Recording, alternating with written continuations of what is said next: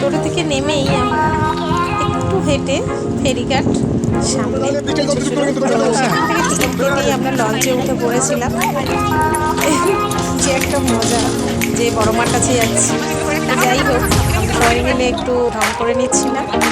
আর তারই মধ্যে আমাদের এই যে লঞ্চ ছেড়ে দিয়েছে, ছেড়ে দিয়ে কিছুটা দূর এগিয়ে এসেছি আমরা। বেশ কিছুদিন আগে গিয়েছিলাম, তখন গিয়েছিলাম সকালবেলা, কিন্তু এত ভিড় ছিল, মানে প্রচণ্ড ভিড় ছিল। তো সেই উদ্দেশ্যে আমরা ঠিক করেছি আমরা সন্ধ্যেবেলা যাবো। তো যাই হোক, যেমন বলা তেমন কাজ। তো আমরা সবাই মিলে বেরিয়ে পড়েছিলাম। এই যে আমরা ডালা নিয়ে নিয়েছি। এই যে ফুলটা দেখছো, এই ফুলটা হচ্ছে আমার ছাদ বাগান।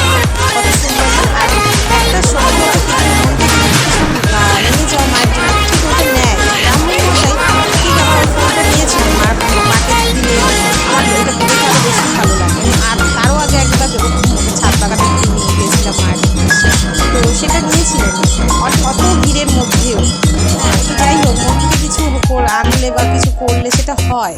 আর দেখো, ততটাও ভিড় ছিল না, কিন্তু মানে হয় না যে সন্ধ্যা আরতিটা যে আমরা দেখতে পাবো, এটা আমরা ভাবিনি।